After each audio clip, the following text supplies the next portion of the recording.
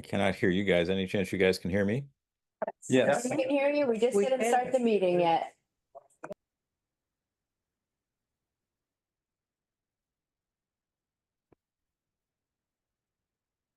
Boy, Greg, where are you where the sun hasn't set yet?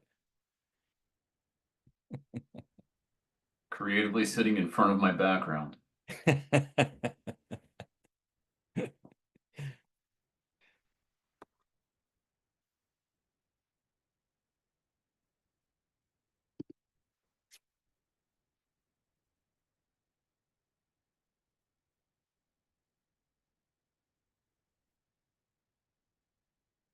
So much.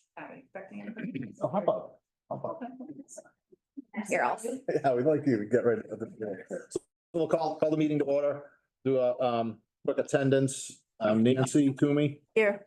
John Coop, I'm here. Greg Stepler, Here. Kirk McCormick, Here. Nancy Ziemlich, Here. Mark Doxer, Here.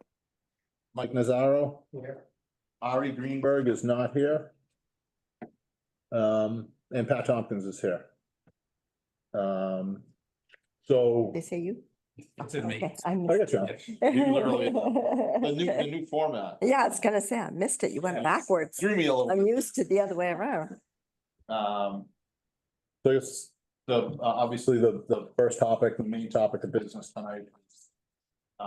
Discussing the cumulative site rankings. For the senior center. Brian, you had a chance to tally the results from everyone. I don't know if you had any thoughts or you wanted to. Yeah, I Touch on can that. share that. So first of all, I want to thank everyone for getting their results back because it makes a big difference. So we got them in on time and we had BH plus A who's not here tonight, but they did a nice job of being able to pull together all the numbers and put them together in the same format that was used before so we could see them more readily. Joel is on Zoom. Oh, okay. Thanks, man. Hi, Joel. Jenna, if you could pull up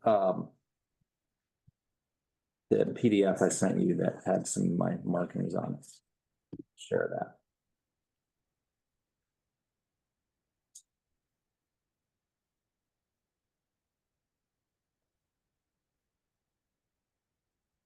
Yeah, that maybe just to zoom in a little bit. So it was really the results were really broken down in a number of different ways. So the first thing you can see here is that there was a total score that was just based on each of the categories that people had put in. And then to the right of that, you can see the weighted score. And what's interesting is even without the weighting, even if that doesn't change, you had the same first, second, and third place for each of the sites. So Pleasant Street came in last on the first column at 57. Oakland had a score of 74, and then Simons had a score of 81. And then when we added in the weighting, you know, the preference for different categories, we had Pleasant Street with 67, Oakland with 89, and Simons with 100. So that was pretty consistent. When you get to the subjective score, this was the area that people could put in their own points based on, you know, one thing that or another that they thought was really important. We did have a slight variation where the Oakland's site scored 3% higher than the Simons Way. So clearly a few people had some preference for that site over the others, but even with that, they're still very close. When you then pull all of them together, you have, once again, the Pleasant Street in last place, then Oakland, and then Simons. And the Simons Way was, you know, once all that data is pulled together, ends up being about a 10% higher rating than Oakland. So if you go on to the next slide, there was also an analysis that looked at it a little further. And so here you can see which categories scored high for each of the sites. And you'll see that it's, you know, Simons didn't get the highest score in every single category, but it consistently did get the higher score throughout. Oakland had a high score for the multi-generational use and location of parking. and the sustainability impact. And then the Pleasant Street got the highest score for the wetlands and floodplains. Obviously, you know, Simons deals with more of that, although the project is out of the wetlands. And then just below that, so this was another way of looking at it. If you take off the highest score and the lowest score, what do you end up with? And here again, Simon's Way still ranked the highest. And even when both of those, both the highest and the lowest scores were removed, it still came out on top. And then finally, another way of looking at it was to take out one category. So if you took out traffic conditions, or if you took out site construction cost or multi-generational use, which site still had the most positive aspects to it? And for each of those, it was the Simons Way. So this is just the data from the PBC. Now it does kind of mirror the data that we got from other groups in the past, from the Council on Aging and ReCal in their evaluations. And then on the next slide, you have the comments from the various reviewers. So I'm not going to go through all of those, but we can use that as a springboard to open up the conversation about the sites, about the reviews, and hopefully find a way to get to a vote if we're ready for that on a particular site. Okay, thank you.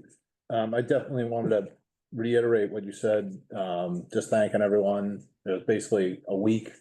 Everyone had to digest a ton of information and get the scores in. And I think everyone did. Huge shout out to Ari, who's not here, who I think did his on a plane flight going on vacation. So that was pretty impressive. And he even had some insightful comments too. So he didn't just mail it in. Also, whoever saved all the documents with the date file format, a huge thank you to them. The majority of the documents were saved like 2023 space, so you could sort them in order and read through the full history in sequence, which was an awesome way to spend a Sunday afternoon. But a lot of information. I think everyone did a great job.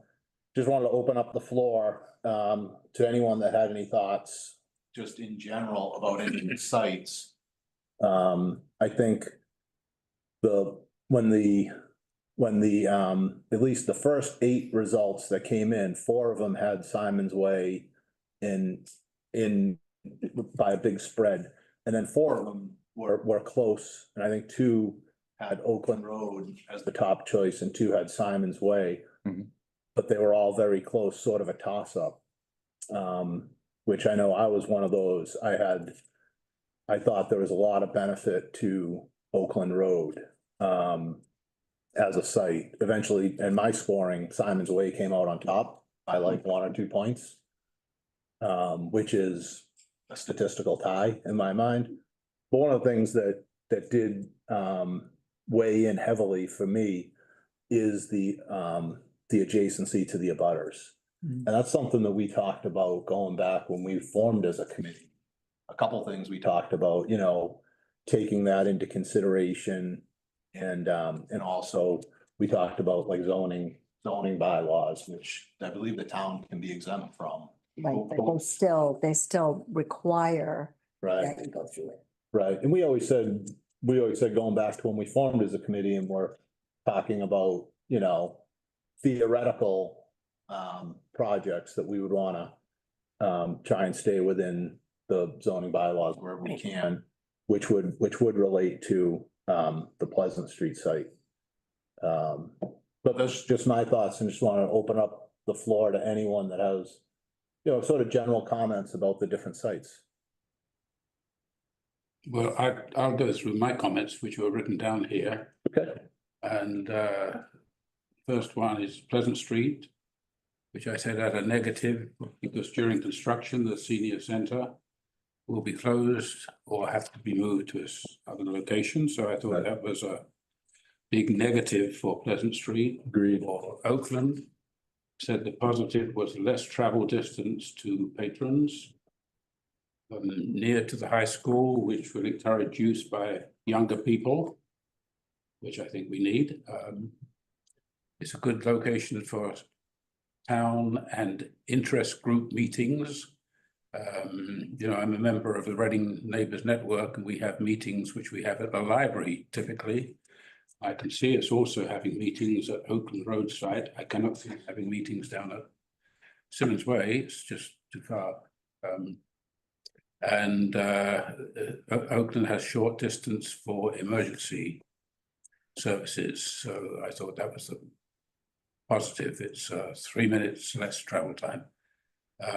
Simmons Way, I thought negative was the wrong location at the edge of the town. I've said that before. I just think it's totally the wrong location, but there we are. Furthest from the towns, from the center of population, I did a study. I spent Sunday afternoon doing a study of the travel distance from the populations, various populations in town to the various sites, which I'll share with you. These are straight line distances, so you know they don't have any. There's no influence of actual streets, but the distance is from the population to Oakland Road is 8,686 feet.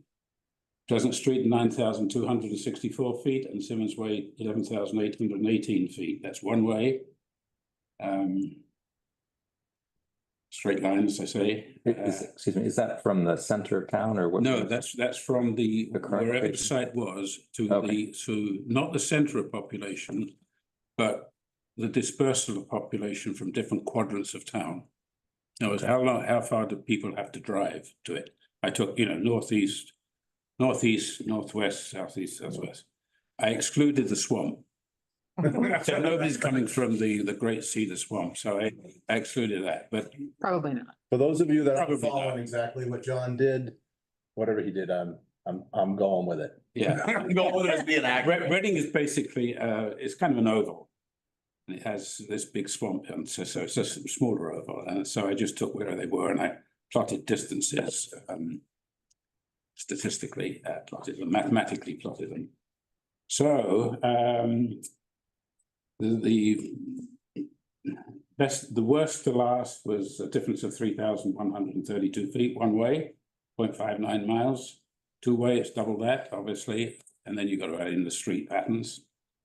And then I did a stupid calculation, you know, how much gas do people spend doing that way? If I took 100 population and I found that they're going to spend an extra 1,424 gallons of fuel per year, per day. No, Unless they're using No. EVs. no, 300 days, yeah. So there we are. Those are my statistical Yeah. analysis of why Simmons Way is the wrong site. It's wrong for other reasons, but. And I will share a little comment. We were driving out of the high school on election day with my wife, and we passed the Oakland Road site. And I said, that's one of the sites we're considering for the senior center. She said, oh, that's good. Where's the other one? I said, the other one's down by the rink. She said, nobody will go there. Unsolicited comment. So anyway, it's no surprise to any of you that I am strongly opposed to Simmons Way, because I think nobody will go there. Yeah. Just my view. Location, location, location. Yeah. No, I gave that a lot of thought when I was going through the analysis, and I actually, even though it says I had no comments, I did have a comment. And it was the same comment for each, and it was, I stole Ari's line, no thumb on the scale. I just answered the questions as best I could and let the chips fall where they may. Tried to answer, I tried to answer things objectively with numbers. Compare parking needs, you know, on percentage basis and score that way. But when it comes to one of the things, you know, thinking about traffic and the location, on some level, I defer a little bit to the Council on Aging and Recalc, who know their clients better than I do.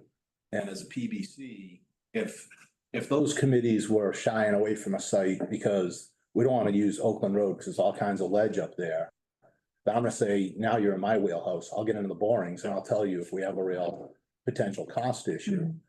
But a little bit, I deferred a little bit to those groups who know their clients better. And they know, they're saying, no, this is a good place for this. I don't know what a good place for a senior center is as well as those people do. So I took a little different approach, I guess, than But you. the only group that was asked were the seniors. This is not a senior centre. This is a centre for active living, which includes old people, middle people, young people. And I think that having a site near the high school is a big plus. That's just my view. I just think that Simmons Way is just the wrong site, but that's just the view I have. Yeah. I defer to, statistics, but, if you ask the questions which all are about the site is perfect, it's good, it's great. Yeah. If you took that site and put it somewhere else, it would be even better, but you can't do that. Right. It's a good site, but it's in the wrong location. Nancy, do you have something? Yeah, I understand what John is saying completely. Because, I think the two choices are the Simon's Way and the Oakland Road. The Pleasant Street Center, I think, is off. There's just no way that can accommodate what's needed. So I went back and forth personally, but I'm not at the senior center 24/7, but I do go to the senior center. I do talk to people there. Initially the reaction was a lot like yours, John. No way, I'm not going all the way out to the ice rink. But then as people looked at the two sites, they said, oh, maybe the ice rink isn't so bad. And what we had talked about was perhaps for those people that are currently within walking distance to the Pleasant Street Center, we have vans. So we'll be able to do some runs, pick up at 9 o'clock, drop off at 11, pick up at noon, so we'll be able to do some runs for those people that can't drive. And I was won over to the Simon's Way site. Is it in a wet area? Could there be bugs? Yes. And that's the same at Oakland Road. There are going to be mosquitoes in there. There's, I think both of those have that same kind of nature problem, but there are ways that can be handled too. So I think from doing this exercise, as well as talking to people currently at the senior center, that's really where my conversations were, that the Simon's Way site won out.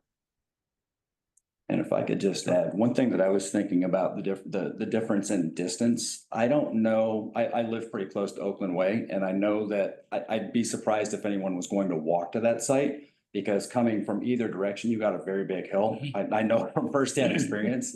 And so I don't know that anyone is going to walk to Oakland. And if that's the case, I think the difference in driving time is maybe a couple of minutes from here. I just looked at it from right here where we're sitting right now.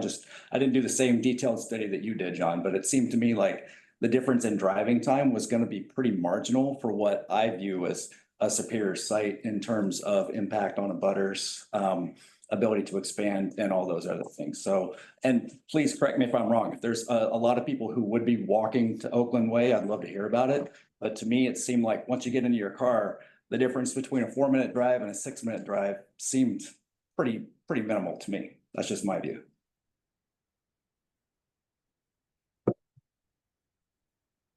Pat, could I chime in for a minute? Yes, please. This is Mark. So thanks all. And I think we all went through this exact same exercise and thinking through this notion of, boy, proximity would be better. And the reality, I think, on the proximity for me anyway, was if it was downtown, that would be the ideal solution. And we have looked at whatever is downtown and have not been able to find a way to find a site that's appropriate or to negotiate an arrangement, with the Walgreens site that we were talking about before. So when that fell off the table, then it came back to, okay, where can we best kind of serve the needs that we're talking about here? And one of the things, John, that is interesting is that even in some of the surveys we did and some of the folks that we talked to, a number of residents of this community travel to other centers in other communities to go to the programs that are being offered there with more space. So it started to feel to me that there's certainly a group of folks that are comfortable traveling because they want to get what they want to get. So that's one piece. The other piece is, I think we've also learned that transportation has to be part of whatever solution that we work on here. I know it doesn't relate so much to the site completely, but there are a number of folks who either it's not convenient to drive or they can't drive that would like to participate in some of the programming that's taking place. And almost wherever we locate the facility, we're going to have that need. And I think one of the things that Recalc talked about, and we couldn't really bring it to fruition at the time, was how do you create kind of this transportation network? So now we have 2 vans. We really only are able to use one at a time, the way it's set up currently. And that probably is a need that we're not taking care of well enough in the community. Armed with that, I think we're going to be able to bring more people to that location, wherever it's going to be. And the last piece I'd add is that to the extent that we're talking about a facility that has primary focus on the 60+ community, but it has broader community capabilities and access, having a location, it almost doesn't matter the location. We know that people will travel to get there. We know that people go to the rink on a very regular basis. That's not a problem. So they're already traveling to there. That, the issue that comes up when too many people need to travel there is parking, but we'll deal with that at another time. So I think that I convinced myself that we're not going to have one ideal site. It's a series of trade-offs. And I was able to convince myself anyway that with some transportation and having a better capability, that was the preferred option. And again, going through the scores as we all did, there was nothing that kind of indicated something different than that. There was nothing that kind of said, wow, this is so much better that it overcomes it. Oakland Road came close in a lot of ways. I think that its site, actually, the location is nice. It's a bit closer, but it wasn't that. It was the fact that it's close to other parts of the population, multi-generational aspects, having the high school, the Birch Meadow complex, the YMCA. That's I think it's a very good thing. But other things kind of, and again, going through the evaluation matrix kind of said it didn't work out to be the preferred. So my 2 cents. Thank you. Mark, at the last meeting, I raised the question, and you were very much opposed to it, of demolishing the existing Pleasant Street. Now, we look at buildings having a life of 70 years, something like that. How old is the existing senior center? It's probably double that, right? So sooner or later, that building is going to be demolished. Sooner or later, every building gets demolished. Is it not time for that building to come down? Why was there such a kind of a negative reaction on your part? Have you discussed this on the board and said, we have to keep building because it's the soul of Reading or something like that? I didn't quite understand. Yeah, so less of a select board discussion, I think more of starting a community discussion about, I don't know that it's the soul, but it is a historic building, and it means there are people in the community to whom that's very important. one of the things that we do need to do, no matter what, is if we're not going to use that site, we need to talk about what we are going to do with it. And that is something that the select board is going to start a discussion on at their next meeting. And I think that there are different constituents in the community that have ideas on what that could be, what that idea could be. And it could range, in my opinion, it could range from the town using it, because we certainly need more space for town activities. And certainly there could be RCTV, it could be the food pantry, it could be a bunch of other things. It could be, the space could be leased out. It might be possible to sell it. It might be possible to do some kind of a joint arrangement, private and public. We did receive about 2 years ago now, an unsolicited bid to do exactly that, to allow it to kind of keep its current use for the town while allowing them to add some things to it.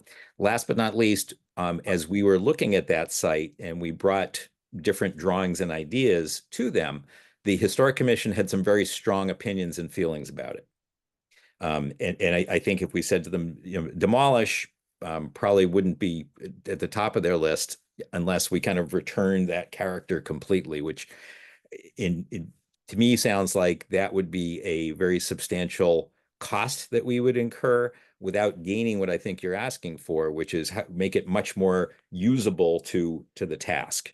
I think there's an expectation for that site. And again, the community needs to weigh in on that one. But as I ranked it, that's where I thought, I don't think that it's going to happen. And my reaction to you, John, was that we did have the discussion. I'm going to say Recalc and Council on Aging and others.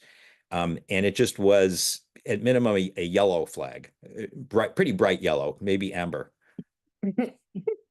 John, I gave that concept a lot of thought, and one option that wasn't really explored that much that really intrigued me was Pleasant Street without a gym.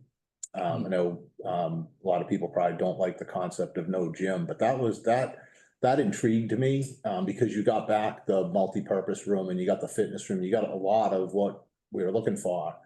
But ultimately, with that site, if you start to look at the numbers, the estimate on the parking garage, which if you start with the assumption, forget about whether you're demo or trying to renovate a historic, you got to do the parking garage. And the estimates on that were like, I saw a couple different numbers in a couple different places, but they were in the $6 million range. The site prep number on Pleasant Street was about $1 million. So you're at call it 6 to 7 million versus 3 million on the other two sites. So if you assume you can plop the same building on top of that parking garage, which I'd argue it's probably going to be more expensive because you're in that tight zone, you're kind of starting $3 million in the hole trying to build that. And then what what's the balance there? You gain that center, right? That core right in the center, it's right there. But what you lose is really any access to any outdoor activities. Yeah. Pickleball or access to trails is completely off the table. So I kind of saw it like, Yeah. is it that much better? And you're starting $3 million in the hole, comparing yourself to the other sites. Yeah, no, I agree. Pleasant Street is not an ideal site as it is, Yeah. or even with the building demolished, but Yeah. it's good enough. Nancy, Yeah, you I have some just wanted comments. to add, I was with you, John. I think that the Simon's Way site, in my mind, was just too far away.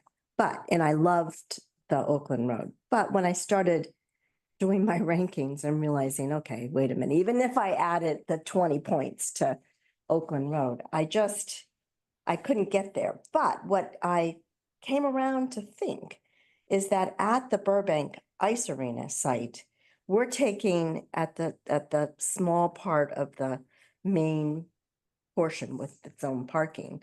There is that whole flat area behind the Burbank Ice Arena that's still up for grabs.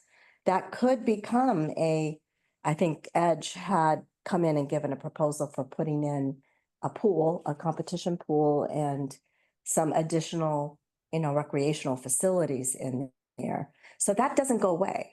So that could still happen even though the senior center's at the front. And if it does, it really does make that into a recreational complex. Mhm. That could be beneficial for the entire town and draw young people or other people there for other reasons as well. I do think in the short term, you're not going to get the multi-generation out there at all. I just don't see how that works. I think it's a very big task to ask the community to go that far, but maybe I'm wrong. I mean, I don't know. I could very well be wrong. I think that a lot of the youth population does go down there with the ice skating rink as well as the baseball field. We have Babe Ruth that plays down there. We have the high school sports that play on the multi-purpose field out there. We have Riding Youth Soccer who plays out on the multi-purpose field out there as well. So there is some multi-generational activities already going on down there. So I feel like if people are going there for those activities, that they probably would be likely to go to the center down there as well. And if we are all in there as a unit, which I think is on the plan, all of community services, the rec team and Elder and Human Services will all be programming out of that building to some capacity. So, and So that hope, Yeah, but you don't have the ability of the high school people to walk across the road right? when they get out of school to do something there. You know, basically, the old people are gone by 3:30, more or less. yes, a Yeah. lot of nighttime interest in programming. Depends on what they have programmed. Recreation does run a lot of nighttime programming and we get a lot of adults, so. Yeah, but you don't, but the high school people, you know, if the kids can walk across the road and play basketball and stuff like that, Sure. they're not gonna drive to Burbank, Simmons Way. Well, the high school students can already play basketball at the Birch Meadow, right? Right. Right. Yeah. That's not gonna draw them there. It's gotta be the programming. Yeah, I think the Center for Active Living programming isn't so much focused on teen or youth and is more the 30, 40, 50, and upset. And, Okay. there's been some real nice work that's been done recently on a mission and vision for this particular center and that's been done outside of this group. That kind of identifies what that would look like. I will say if there's open gym available for like open basketball, teens will get themselves there. Yeah. My son will go to Wilmington to play Yeah. like a hoops. No, it's true. You know, if the programming's there, and I don't know if that's what it's intended for, but. No, I think that there's This- an this stuff. opportunity for that. It's not exclusive to that, Right. but that's not the sort of the central purpose. I wouldn't want that to be necessary, a prime reason. And I'm not saying that it is, but for the location to be at Oakland Road. It's that sort of the holistic approach, which we're just taking different looks at it. So, yeah. The other thing that I would say is really more in the nature of practical political realities, and that is that I expect there to be very strong resistance to the Oakland Road location from the abutters. A lot of the abutters who were impacted by the water tower ledge issues, shall we say, I think they're gonna have a lot of opposition to building in literally their backyard for some of them.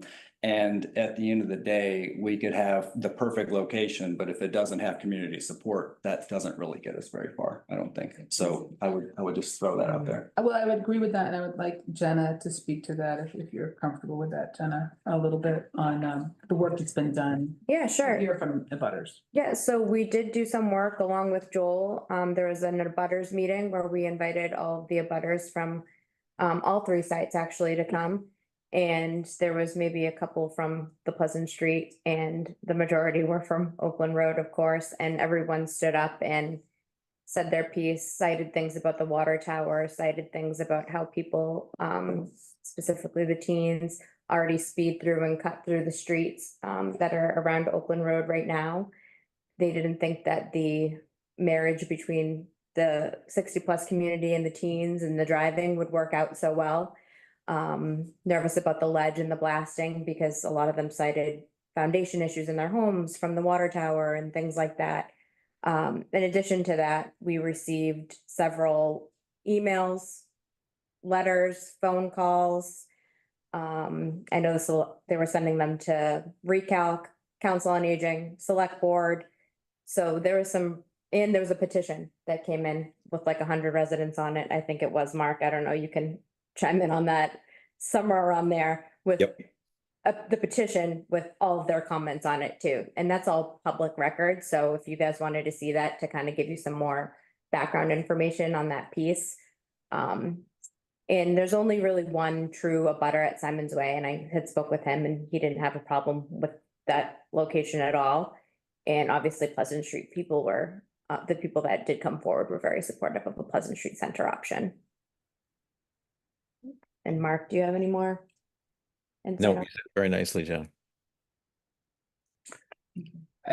I want to see if Greg has any comments, just we have. Sure. from him. Sure. Mike behind you too. No, we're not gonna let them get one. Call on Mike. We're not gonna get either one of them off the hook. Nope. Greg, any thoughts? Yeah, I was just gonna, the only commentary I had, and it would be more or less repeating points that everybody's already made, is I think that the nature of the conversation underscores the challenges with picking a site, and that there is no such thing as a perfect site. And I think Mark said it very, very well, that every single site is some sort of compromise. You know, I see some value in reusing an existing building or repurposing an existing building, and I see value in the proximity to downtown. But does every constituent that's going to use the new senior center live that close to that location in Pleasant Street, or is Simon's Way actually closer, or is Oakland Road closer? You know, I know John quoted a bunch of driving distances and gas consumption and everything else, but you know, that it's going to be different situationally for every single constituent who uses the facility across every generation. I think every single site offers some interesting pros and some interesting cons. And I think you know, all the discussion really points towards it's a difficult choice to make, and it's a difficult analysis to make. And every single site has you know, certain attributes and values that would make it both good and conducive as a site, and then not so much. So I think where quantitatively you could score and analyze them, the winner is the winner. That's my opinion. Okay. Mike, do you have any thoughts? I'll just say, so, you know, when I looked at it, you know, initially you think Oakland would be the best based on proximity and all the other programs that are currently there. Simon's is a bit of ways away. There's nothing else around it, you know, other than the ice rink. But when you know, start thinking future and whatnot, you know, if Simon's gets developed, that is probably the better spot for the, right, for the site, right? If it gets developed. You know, if I was, quite frankly, driving to Pleasant Street, I would never go. Because I couldn't handle parking downtown. There you go. You know, Oakland Road, you know, I could walk there, so I would go, right? Yeah. But Simon's is, you know, it's a little bit of a drive, but it's not as bad. But like I said, Oakland is probably, if you look at it straight for right now, is the best place based on what is around at the moment. Now, that's ignoring the abutters, ignoring everything else.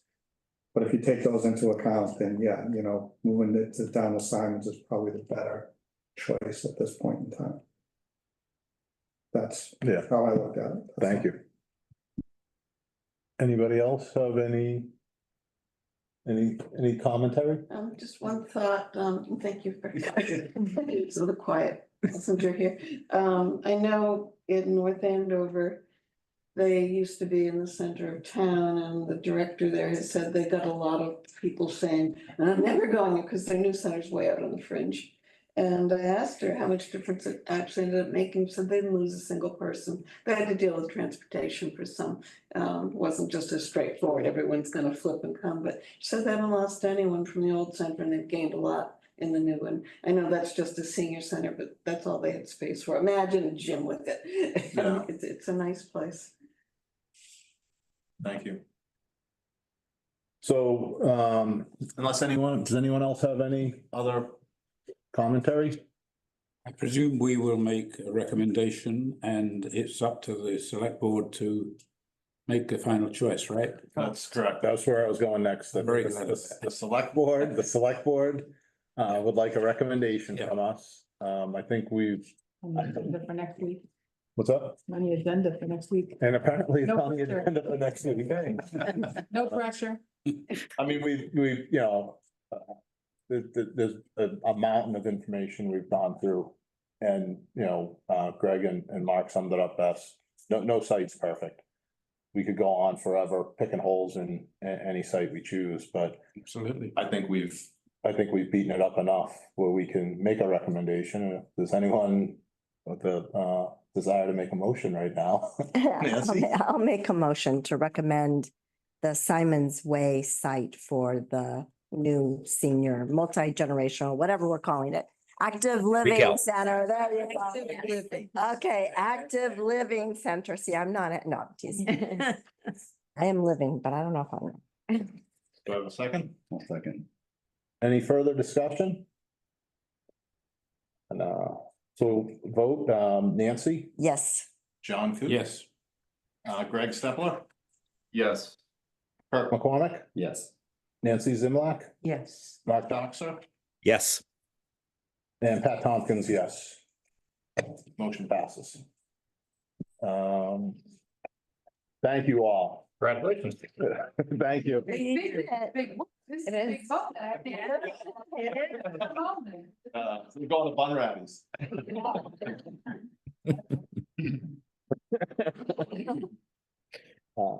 Yeah, thank you all. That was, I really appreciate the work, and there was a lot to do in a short period of time, so.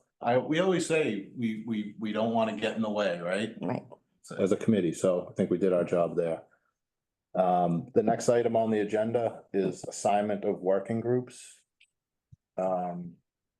Yeah, so we began that discussion a little bit in our last meeting. We asked if people had any recommendations to forward them. We did receive some recommendations from the town. Jane, There it is there. we put those up here. I also had some, but I'm sorry, I didn't send them. Okay. Okay, We're gonna, I think this is for discussion, okay. nothing's final. so, yeah, so the goal here is to put together these groups that can help the design team and also handle communications as we move forward over the winter and into the spring and help this project succeed. So we've discussed with the design team, you know, an interval of about every 2 weeks for the sustainability group and for the design group. For the design group, the understanding is that it's not just about, you know, particular finishes or something like that. It's really more about the user experience. So people that are using and operating the facilities need to provide their input to help the design move forward. You had a suggestion for retitling that, didn't you? To program, maybe program Yeah, slash design? yeah, I can't remember what I said, actually. I did say I think something. you said stakeholder. Stakeholder. Yeah, stakeholder input. Yeah, So, and then the communications, that's in a very important role. We have a pretty tight schedule before April. And, you know, although a lot of work has been done, we're now at the next level of working through the design and then eventually getting to some costing. And we want to make sure that we can get the messages out to the public so they understand what's going on.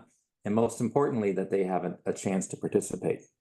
So for the communication group, that's going to involve getting a website up and running, be able to establish some communications to reach out to the various groups within the community. So it's not just one or the other. And then also helping to organize some public forums. So in the schedule that I updated, which you'll see a little later, we're targeting 3 public forums throughout the schematic design process. So those are kind of the roles of each of the groups. With the communications group, there'll probably be a need to meet more frequently as we get going because there's a lot of work to be done. The design and sustainability groups, those would start, I think, on a regular cadence once we get the approval on the site and start up maybe 2 weeks after that. So I have like 5 names to add to those groups. the design group, Marilyn Shapley, and Jean Prado are, I think they would be, good people for that group. They have a lot of experience. And then sustainability, I don't have the names yet, but I have two people that I'm waiting to hear from them, whether they're interested. Their background, they're engineers, they're, construction. Yeah, so maybe. Paper and nails. I might need them on this plan. Solar. They got work. They got work for them, yeah. Yeah. So I'll get you those two names once they confirm for me.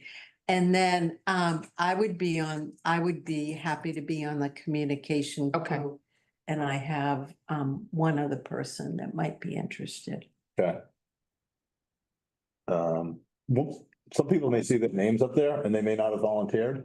That's right. Right. If I can just speak a little bit to this. Yeah. If you're okay with that. So this is sort of, it was really, this started out as, okay, where are we going to allocate staffing resources? And so, because we wanted, as I said during our last meeting, that we would bring the staff to do the lifting. And so for communications, myself, Katie Gabriello, and Josh DeLone, we are all administrative services. We're the operations division. And that is the one responsible for communications on the town side. And so we do a lot of the communications already for the Killam School project, and pretty much anything you see come out of this building comes through that office. So we edit all the work, we do the design, we do campaigning, we do editorial calendars, we do websites, we do all of it, along with everything else we do. So we wanted to put those resources here. And then you can see Chris Koleski from Elder and Human Services would also be on that. Matt is on all of these as needed. He's happy to and enthusiastic about everything. So he will step in as needed to any and all that he can. On the design side, I asked Jenna to do this work because she's been with the project from the beginning with Anna Assini, excuse me, who's our program coordinator, the senior center coordinator. So she really knows a lot about how the buildings are used, how on the staff side. And then Jim Sullivan, who's our recreation administrator. So he brings the other side of community services to the and is both of them have just a really important perspective. So we wanted to make sure that we had that group there. And then Matt again, and then we kind of filled in some names as we thought. So this was speculative on our part. Mike, you're on this one. Nancy Toomey. I put Nancy Z because I didn't know if because you had brought it up last time. So that was, you see there's a question mark, that's what that's about. So, we'll have you on the communications, which I think is a really great fit for you. And you can see we put Mark Doxer on communications as well, but that's at the prerogative of the members, obviously. And then moving to sustainability, we have Joe Huggins, the director of facilities, and Kevin Kabuzzi, who's the assistant director of facilities. And then again, Matt, as the town staff that would be represented there. And they bring a lot to the table. And they've been doing this work also on the Killam School, so it's not their first. They understand how these buildings work, how they keep them functioning, all the ins and outs, and it's not their first kind of go round to be looking at the sustainability piece. So we think that's a really good, robust team with a lot of different people to help with that lift, if you will. So that's sort of the background there. And then again, we speculated on who on the boards might want to be that, because we wanted to kind of get a sense. We can't put too many people on the working groups because we don't want to create any quorum problems or any open meeting law problems and so forth. So, they have to kind of be pared back a little bit. And then you may see sort of outreach sessions where we get more input from stakeholders, for instance. That might be through an outreach of the working group, if that makes sense. Yeah. Okay. Yeah. All right. Yeah, one of the important things that you had mentioned, and I talked to you about this too, was that anyone who wants to be on the committee that is proposing this probably shouldn't be on the working group. Right, shouldn't be on the communications working group. Because they can't then turn around and say, vote yes, Oh, like the Friends of 60+. Or anything like that. because they're going to be on the committee that's going to promote this publicly. We can say, this is what we're thinking, but we can't say yes or no. Correct. Yeah. So you might want to understand. rethink. Well, These are just council on aging members, right?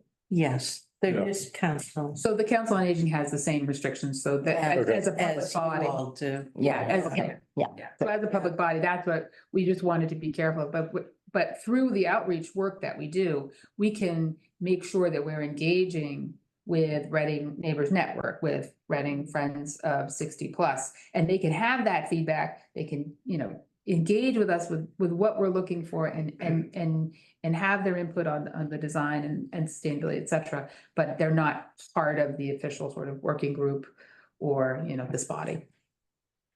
Now, Jane, what kind of person or persons do you think would be suitable to represent the non-senior part of town? I mean, On the design portion? design and communications.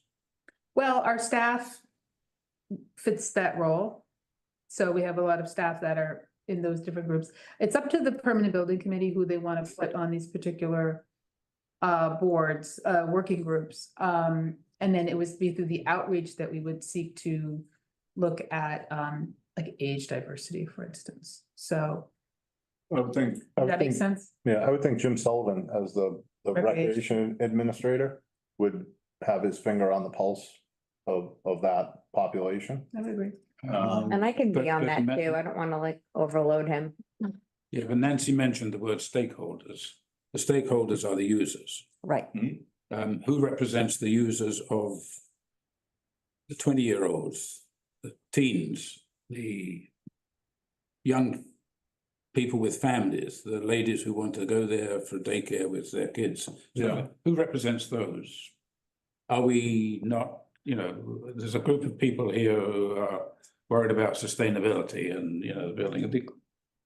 We really don't need that. The architect knows what sustainability is all about, And he has consultants, he has mechanical engineers, and they can decide upon geothermal, all this kind of stuff that we go through. Right, if We don't need if that committee becomes light lifting, then that's great, but I do think I kind of nominated Ari and Greg for that, and if anyone's on there that doesn't feel like they have the bandwidth to participate or doesn't want to, they can elect off. But I think, on a low level for sustainability, Joe and Kevin, they should be interacting with the designer. Yeah, anyway, because I don't think anybody else needs to interact with it. No, but I think the sustainability, Greg can do this, the sustainability committee for Killam. It's really important to see very different ideas that Kevin and Joe haven't seen before. So that's part of it, is looking at the broad spectrum and understanding the pros and cons for each of that and getting the designer to actually look at that for everybody so they can explain it. It's been important for the Killam. I don't know if Carla would agree, but there's some big decisions that need to be made at our next meeting on where we want to go with this. So having experts like Ari and Greg on there to help decipher and explain and make sure that the designer is going in the right direction and also help Joe and Kevin have a voice, I think is important. Yeah, I'm more interested in the users and having. I agree. I think on the sustainability, if you're right, and it doesn't become a very influential committee or working group, so be it. But I think you brought up an excellent point, and I know I don't have the answer to how we bring someone like that to the table. I don't know what the program would be for. Right now, we have a senior center. We don't have a recal. Right. We don't have, so how do we integrate that new set of programs into this new building? Who decides what is needed? Who do we ask? I think. I have no idea. One of the things that a smaller group after recalc sunsetted was we met to develop a mission statement and What did we call them? A vision statement with guiding principles. Yes. And I wonder if at the next meeting, that might be a good thing for us to bring to the group to see if that might help to answer some of your questions, John, about how do we integrate the senior center and non-senior center activities, because it's an integration. We have to replace the existing senior center, but we also want to make a wider outreach to other youth or younger people. So That's Yeah, and- very important in terms of communications, persuading people to vote for the yes, Yeah, money. yeah, Because if they don't understand that it's going to benefit, if they think it's only going to benefit the seniors, in my view, this will not pass. sure. well, So I think we have to really concentrate Yeah, it on needs to- saying this is a townwide, all generation effort. And different people of different ages will have access to the building. Yeah, We're doing and- different things, and I don't know what those different things are Yeah. Yeah, right and I now. and I think I'm sorry, I think okay. that's a conversation that, and I don't know if it's permanent building committee that has that conversation, the town, I don't know who has that conversation. The architect has to have that conversation because they don't even know what. Well, they Yeah. don't need it. No, Yeah. in terms The of, architect has already got a schematic plan.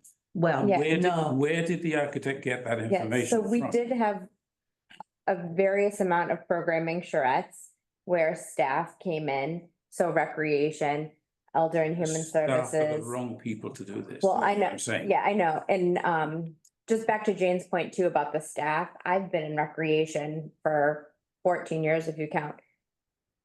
You know, my prior experience to here, and I've been here for 13 years.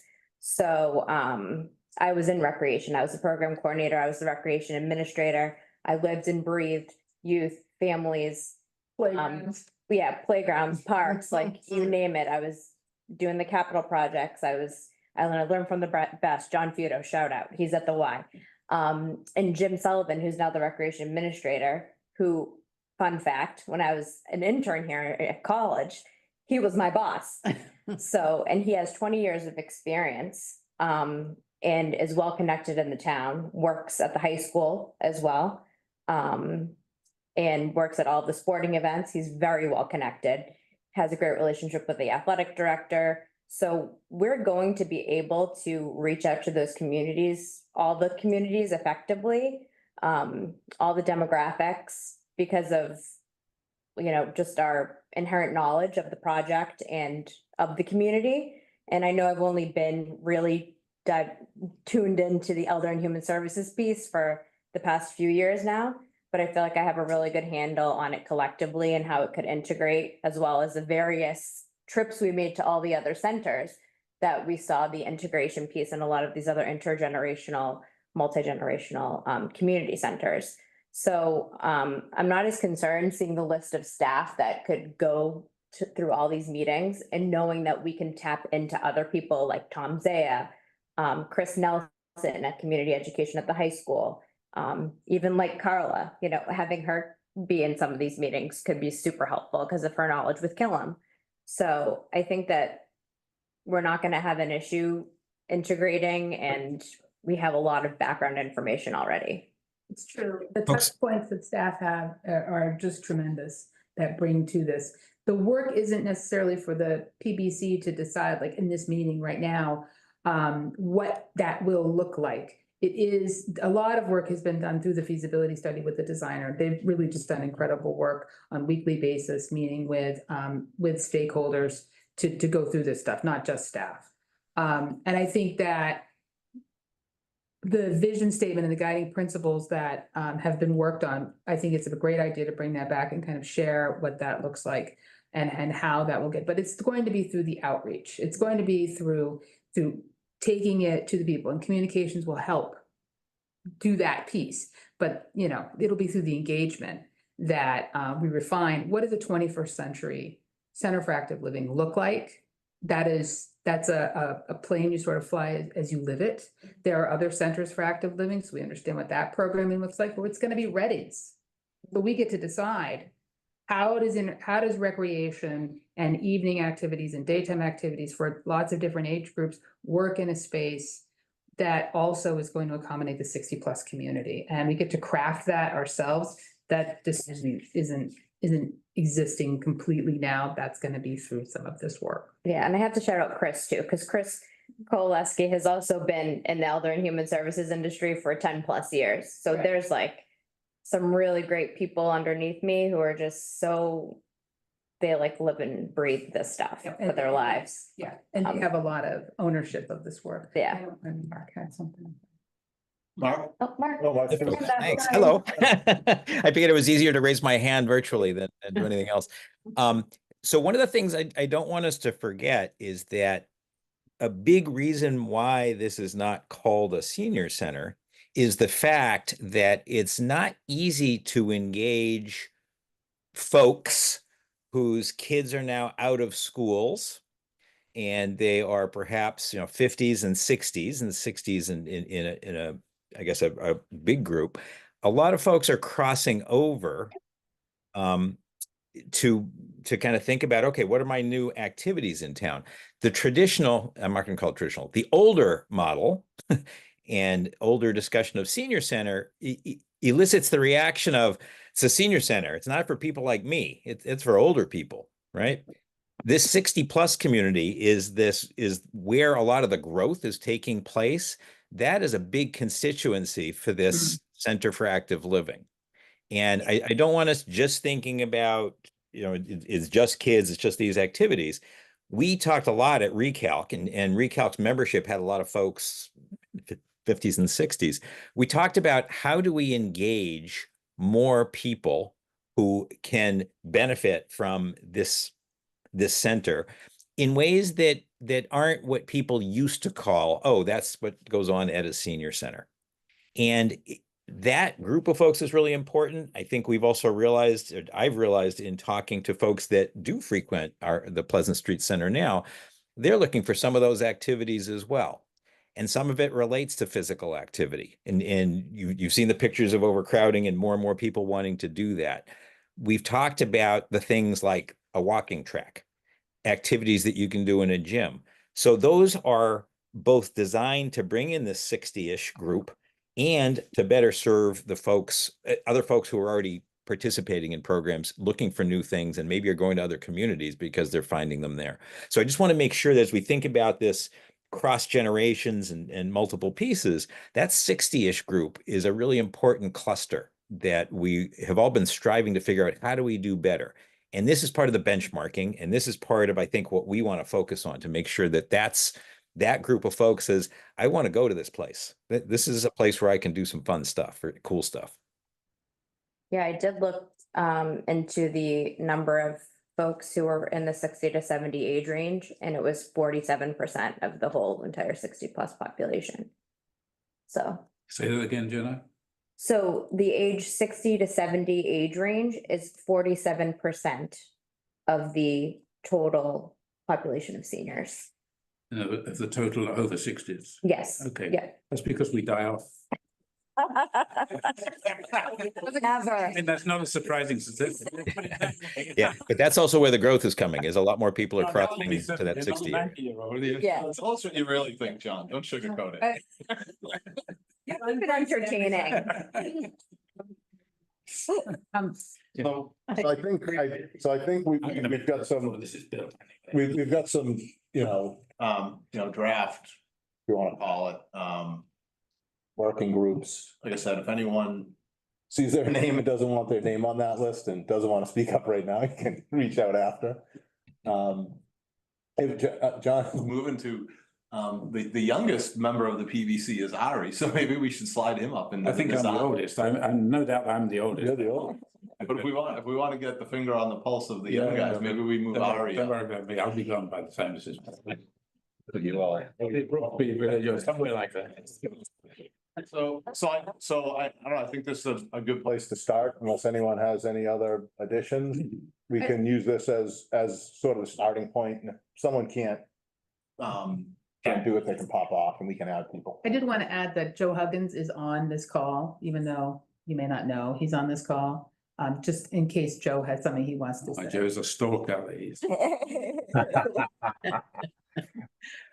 I only wanted to say that based on what we're going through with Killam right now, the working groups, and with the tight time frame, need to be pretty nimble. We've got a lot of work to get done, and a lot of this work and a lot of these meetings are going to be happening during the day. I'm sure there'll be some that happen at night, but with the workload that the OPM and the architect have, we need to keep this thing rolling forward. So I would just caution against making these groups too big. Yep. And then just, put right sizing them and having faith in the people that you have on these working groups are, qualified to make decisions and guide this process. Because these groups are almost as big as what we have for 130,000 square foot building, which is Killam. So, just a thought. And I would ask Brian what he thinks. I mean, I know he worked with Jane on this, but I think there's a lot of overlap. The only reason I'm on there with Kevin, just so you guys know, is just so we have backup. Something, if one of us can't make it, we talk all the time, Right. yada, Yeah. yada, yada. So, Same. yep.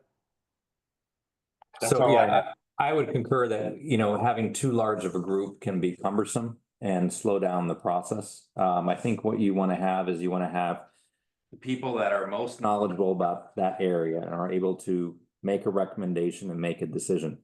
When we look at the sustainability part, it's really not that much different than the stakeholders. You're just looking at a different aspect of the building. Instead of looking at how we're going to use it and how it's going to be laid out for us, you're looking at how is this building serving our community from an energy or efficiency standpoint. So it's also bringing those values and those priorities of the town to that particular focus of the design.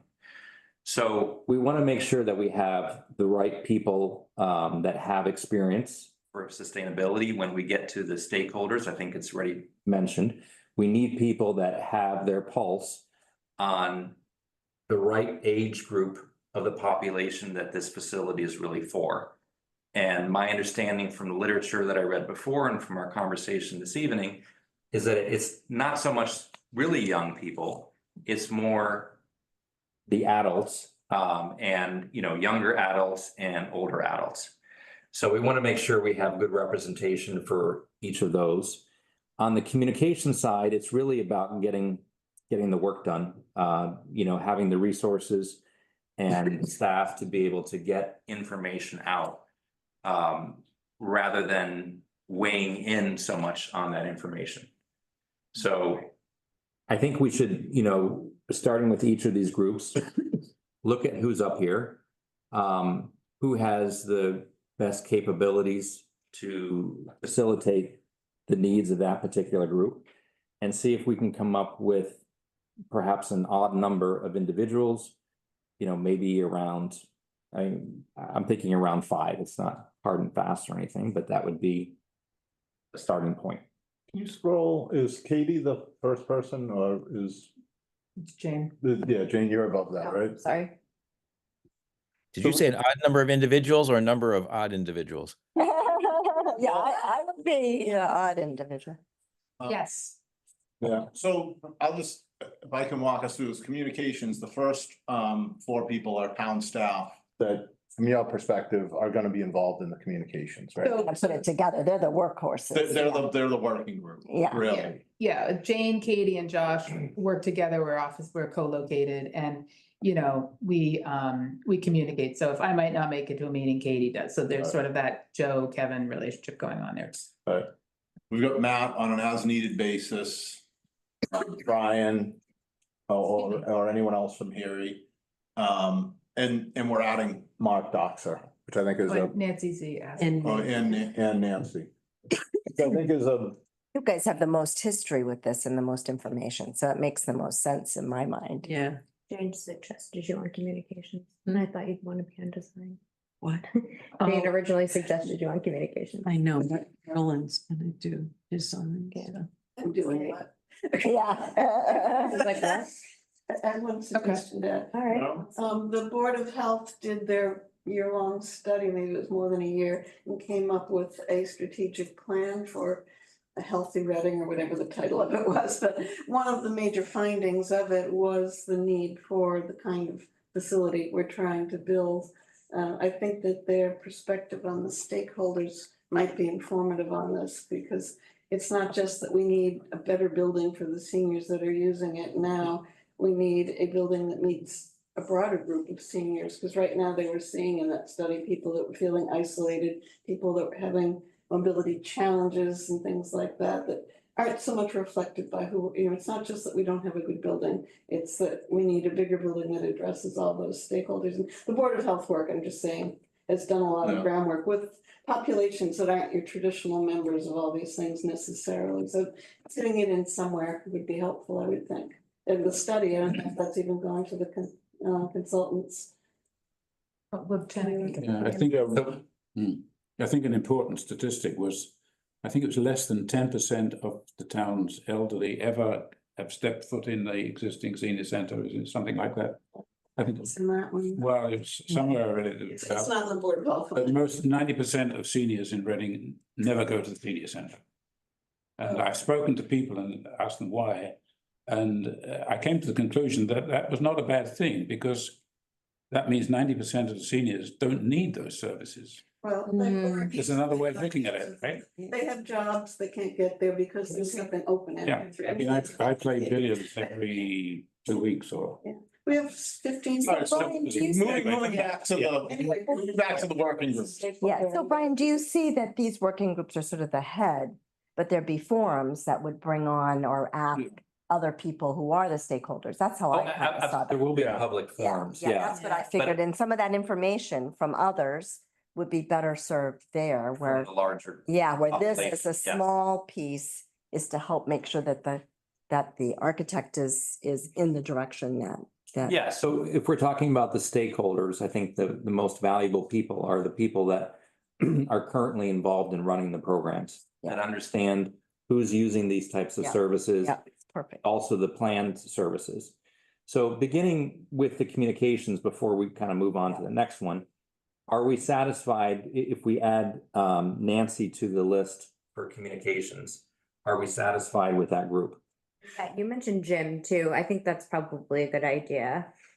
Jim Sullivan? Yeah. Well, he's on, Design. we're on this, Okay. we're still on communications. He's on stakeholders design. Okay. Programming, which I think is where he belongs. I think that will be fine. Yeah. And Mark and Nancy Z, wherever we have two building committee members, as Joe mentioned, him and Kevin, there's a stand-in. I can almost see if there's a sustainability meeting, Greg reaching out to Ari and saying, hey, you're gonna be there, right? I can't make it this week. Right. Fill me in. So it doesn't, so if we have two people there, they're almost a little bit duplicative. Yes. So I think that committee's good if we add Nancy to it. Okay, so we got one. And then the stakeholder committee, again, starting from the top, Jenna, Anna, and Jim, I think they gotta have it on that committee, right? I think that those are. I think they're the best. They gotta be there. You got Matt, who's, and quote unquote, as needed. We would take Nancy Z, do we take Nancy Z out of there, cause she's on communications, and now we got Nancy Toomey and Mike, who Well- hasn't had a say in that. But then you replace Nancy Z with Marilyn Shapley And Jean. and Jean Prado, so they're kind of like We just wanna be careful about not making the I know committees too that, but- unwieldy. I know What that. happens when they get too big is that it becomes very hard to make the meetings happen. But I just think it's really important to have Marilyn's voice on there. Jean Prado as backup. But Marilyn has a lot of experience in the last 2 years visiting senior centers, talking to senior center directors, talking to older seniors, and has a really good sense of, blah, blah, blah. Accessibility too. Yeah, accessibility. So So, if we put Marilyn on that committee, that working group. Mhm. And related to that, the Council on Aging and Elder Services have slightly, it's significantly in some ways different foci on what we focus on. Council on Aging is broader than the Pleasant Street Center group. It's all the elderly population. And the Elder Services certainly is that too, but they're more involved in day-to-day operations and the nitty-gritty and not so much on the outside. It's two slightly different perspectives, so advocating for myself, I think it's important to have that on there. Okay, so I heard Jenna, Anna, Jim, Matt, Marilyn, Jean, and Nancy Twani. Got it. And is Mike on? What do you think, Mike? I nominated you. You did. Actually, I was gonna ask if I could be on Okay. it, so. Okay. So it's 2 PBC members and then 2 non-PBC members as well, Right. so that should be fine. Yeah. And you might find as these groups get together that, you know, some just drop out because it just doesn't fit or they don't see their role as necessarily helpful. So I think even if you start with a larger group, you're gonna see some attrition Yeah. in those groups and this. I don't think there'll be time for I don't think attrition. so. Yeah. Well, then people will be Everything's- running for cover. And then in that case, they don't have to be on it, but no, there's no time. Just as But a I- note, these are meetings that are not, they're not 2-hour meetings. These are lightning meetings, Yeah. it's work that gets done. The work doesn't happen in the meeting, it happens outside the meeting. People take their assignments, they go, they do them, they bring them back. Right. And they report them out and because we're moving. This is how we organize to move. Right? Yeah. Yeah, the Yeah, design Brian. is gonna be moving forward. The architect's gonna present information, gonna look for feedback, and like I said, there might be responsibilities that people have to go out, to reach out to other members to gather information, to bring it back to feed it at the next meeting. Yep. And then get back to us on communications when we need to get people to meetings, things like that. Yep. So then we're left with sustainability group. If Ari and Greg are okay with being on that group, I think I think that's fine. I don't think we need to add or take away anything from that list there, unless someone else. Unless Poor Greg. Greg goes jumping in the water over there. Man overboard. Okay. So I think that's it then. So for the sustainability group, we have them as listed on the screen. For the design group, we have, so Nancy Z with the question mark on the screen there is coming off. And we are adding Marilyn and Jean. And then for the communications group, if you could scroll up, it's who we have listed plus Nancy Z. Yep. Perfect. So do we need a motion to? I don't think we need to vote on those working groups. Do we? I don't know, do we? I think you probably don't want to. No, because there's no. What was that, Mark? I think you probably don't want to vote on it. Right, in case it changes. People got their assignments. Yeah, Yeah. Mhm. yeah. Excellent. Next steps. So the next steps, I wanted to first touch on the schedule, so I included an updated schedule in your packet. So as I mentioned last time, these schedules are fluid. We continue to massage them as we go forward. So we've been here a while. I won't spend a lot of time on it, but I would ask that you could look through this maybe at your convenience. But what I would just like to say is that we do have kind of a compressed time for this schematic design. I've talked to Plus A, thank you. I should know that because BH. DH plus. Leave the A off. You know, about the timelines and, you know, we both feel that things are a little tight, but they are doable. And what we're basically looking at is we have two bookends, if you will, that are controlling the schedule. So on the one side, you have the town warrant and the April town meeting. And if you could scroll down a little bit, Jenna, to that next yellow part. We have the other part, which is selecting the site. So we're in a great place right now, being able to move forward to push that on to the select board to make the final decision. But those are kind of the parameters in which we need to get all this work done. So in addition to the work on the design and the various subgroups, what we also talked about is needing to reach out to the community. So I've highlighted 3 potential dates. These are not set in stone. These are at the top. For, if you could scroll up the other direction. Yeah. Going more, keep going all the way at the top. So 3 potential public forum dates. The first one would be towards the middle of December before the Christmas holiday. That would be an opportunity to reach out to the public and inform them about the site selection process, why we're moving forward with the site, and then the initial design work that will have been completed by that point. You know, we'd have probably 2 or 3 weeks of good design time, so there'll be something to feed the public at that point.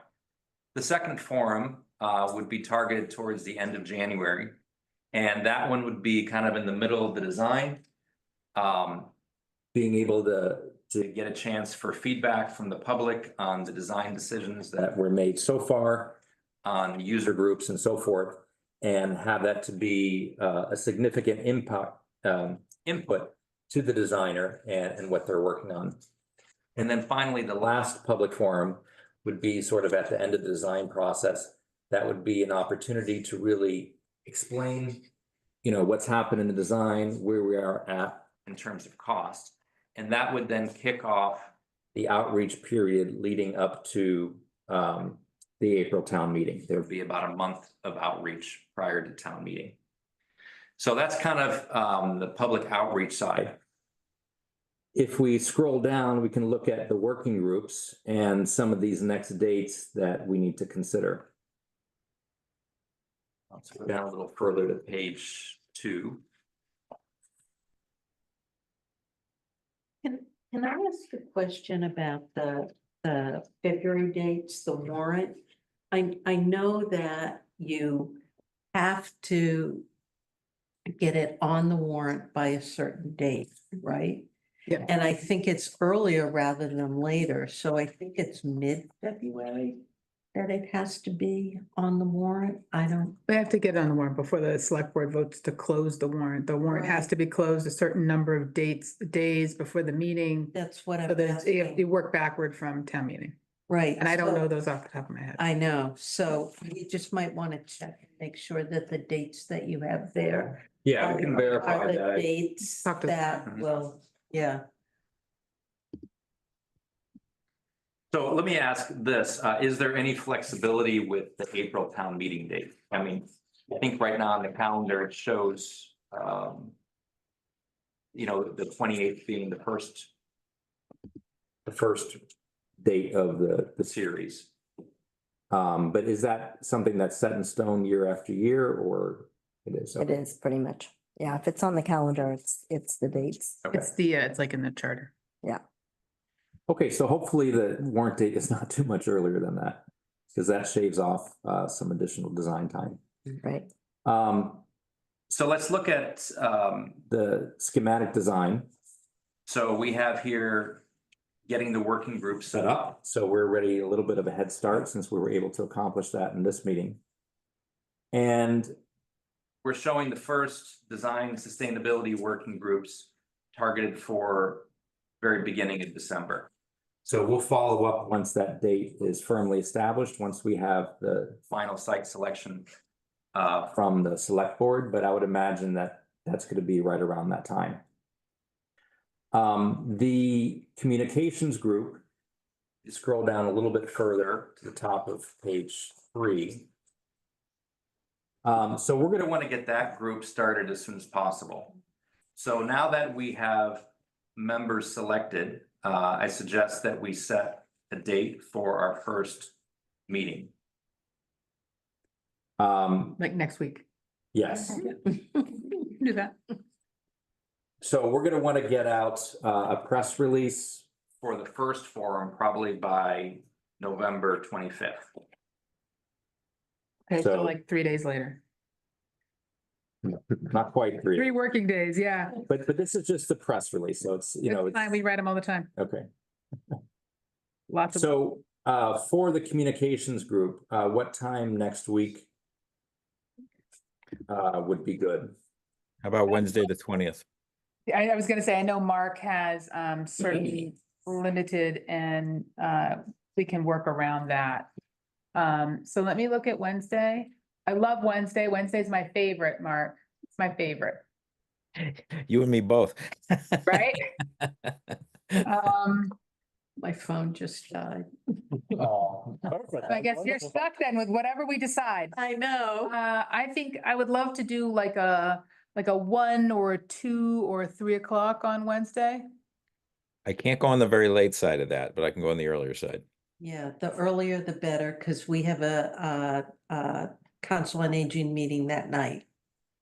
So do you want to say like a 1 o'clock Wednesdays and we'll just start we'll meet that time and then we'll start scheduling them out, but basically 1 o'clock Wednesday is now Recal Communications.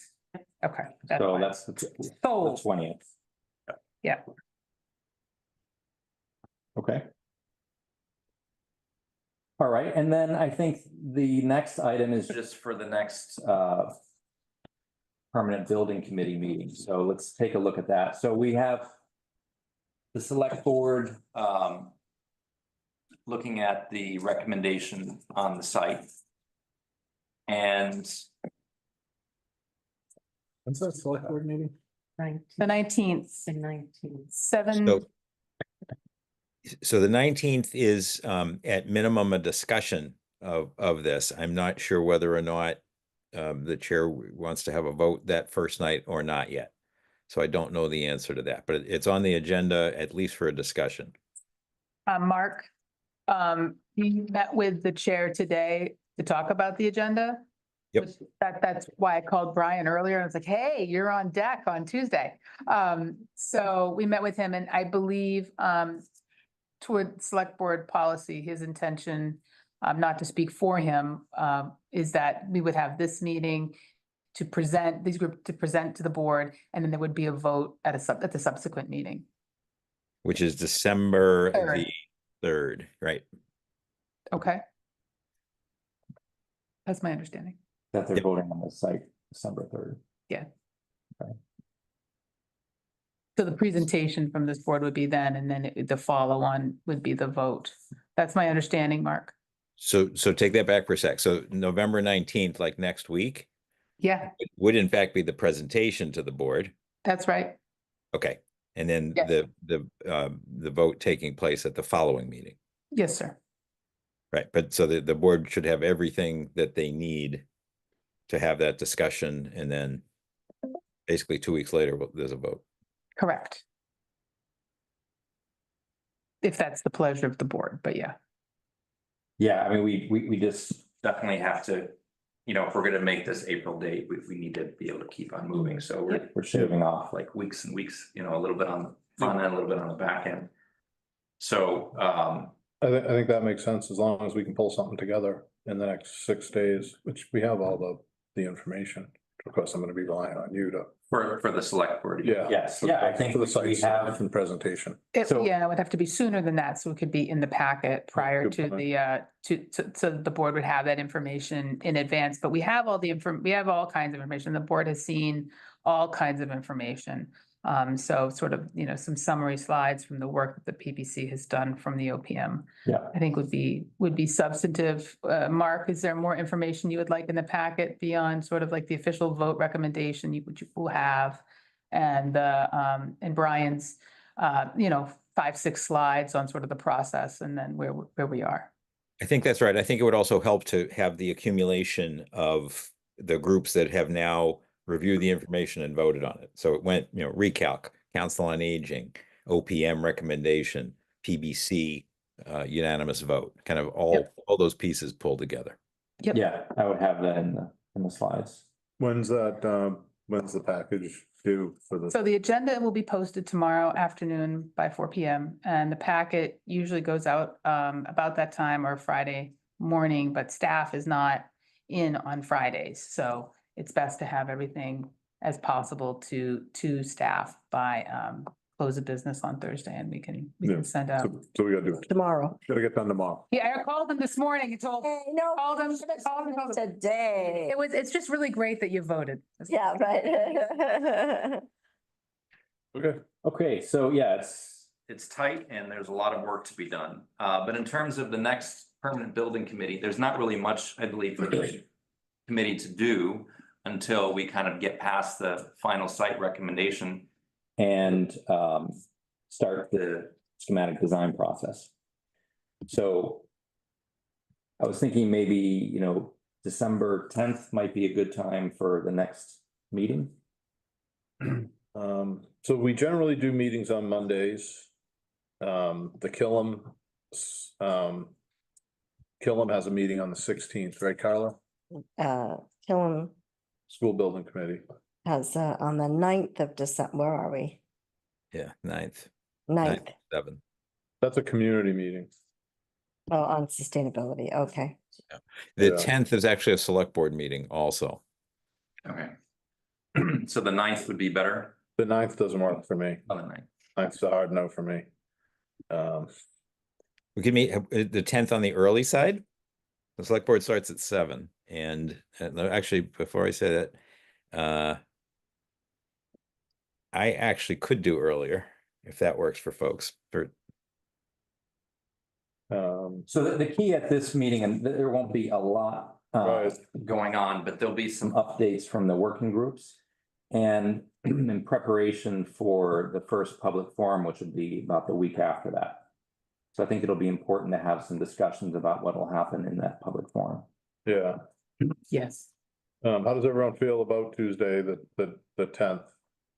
At 6 o'clock? You say select board's at 7? Yes. That works for me. Yeah, I'm fine with that.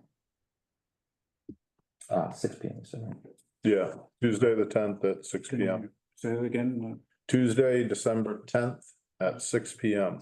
6 PM. On that particular day, I will be down one volunteer position in my life, so I'll be happy. Is that gonna last long or? Yeah, yeah. Congratulations. Thank you. Yeah, well, congratulate me on the 10th. It's just really good because we're gonna fill it up. True. Right? I'm not on a working group. All right. So that makes sense. So that's good. Yeah. Um, and I think that covers it for right now for the next steps. okay. I wanted to just talk about schedule a little bit. We're moving fast and I understand, I like having a milestone and a goal to move to. But we do have to keep in mind, we only have one chance to do this and we need to do it right. And if we get to a point where we are not doing that, we need to rethink our goals. We'll, as a committee, the PBC will move. We'll do everything we can to move fast and not be in the way. And keep things moving, but we just need to be careful of that. If we go too fast because we're hell bent on getting to that town meeting and then we don't have, you know, we need to move at the right process for the building and for the process. I mean, the lion's share of what's gonna get done is gonna be done by BH+A over the next 4 months. They've only got 58 days to Yeah, do the that seems schematic crazy. design, which is Too pretty much. tight, and that starts on the 19th of this month, which is at which time we will not even have a site selected, so Right. we're already Yeah. squeezing them even more, and I'm skeptical about their ability to do that. Yeah, I am too. 58 days is nothing, you know. I don't know how well they're staffed up. I Yeah. mean, they've probably disbanded a team that was on this job and they've got to bring them back together or. So they're anxious to get going. Yeah. But they, you know, that they have expressed that, you know, they would like more time if possible. But Yeah. they've also said that this is something that they can accomplish. And I think the point is correct that, you need the time necessary to make sure that you're making the right decisions, and, you know, this is a big project that you're building that's gonna last for a long time. Right. But what I will say is that the main thing that we're really getting to is establishing the overall, I mean, I don't want to say design concept because it'll be more than that, but pretty much what the building's gonna be like and what it's gonna cost, because that's what the voters are gonna be voting on. Yeah. After that point, once the project is approved, there's time to dig into more of the details. So it's not that this project is gonna be rushed from beginning to end, all the design work, getting contract documents together and out the door. It's not really like that. It's really just this first phase. And there has been a lot of programming work that was done during the earlier stages from the different committees that were established, and also during the feasibility stage. So that helps. Yep. So, you know, I share the concerns. At this point, I feel like we can move forward and I think we can accomplish those, but it's something that we're gonna have to keep an eye on. I agree. My understanding is that, you know, in the town, there have been discussions about that. You know, because this also aligns with the Killam School project. And there are pros and perhaps some cons to that as well. So I think for now, we just need to stay the course until something else determines that that's no longer where we should be headed. Yeah, I agree. Just gotta, again, just gotta keep, keep an eye on that and make sure that we're not, meeting a deadline just to meet a deadline and not doing things the way we should. So, and I would imagine BH+A has a little bit of a jump on things and might already be, working on schematic design, and their feasibility study was fairly robust. They got pretty deep into building layout, so they do have a bit of a jump on it. And they do seem anxious to get going. Our Means they have staff experience available. working with BH&A has been very positive, and they are so receptive and easy to meet with. Quick, yeah, Just like quick, finance. but good.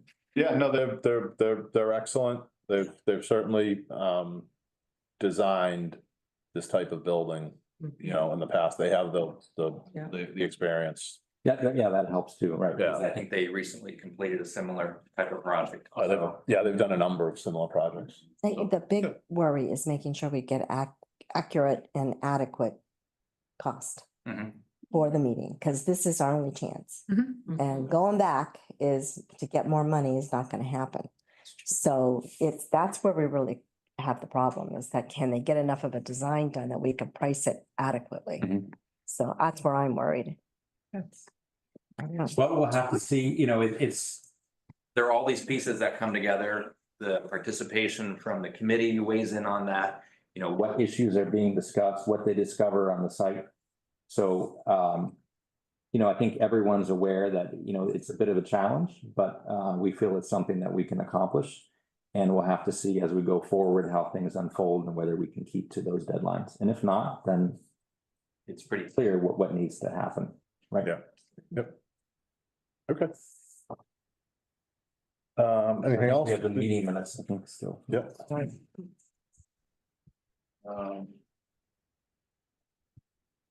Well, we get a motion. One comment I had on the meeting minutes is David Sweeter.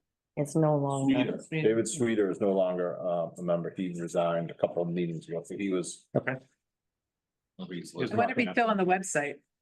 I think he is, actually. Yes, okay, that would explain that. Yeah. So whoever runs that website.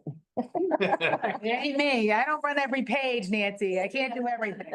No, we'll check that. I don't know, maybe the chair should check. Or you read under. Atta girl. The motion to approve the minutes. Oh, go ahead. You have to.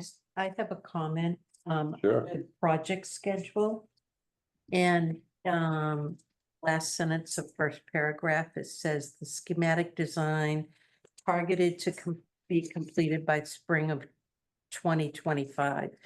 And it goes back to when things have to be on the warrant and what is the date. So when I think of spring 2025, I think April, May.